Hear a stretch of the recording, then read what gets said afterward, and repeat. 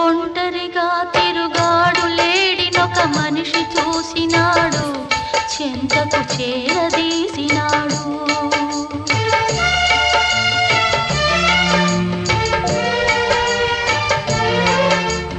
అభమో శుభమో తెలియని లేడి అతనిని నమ్మింది, తన హృదయం పరిచింది.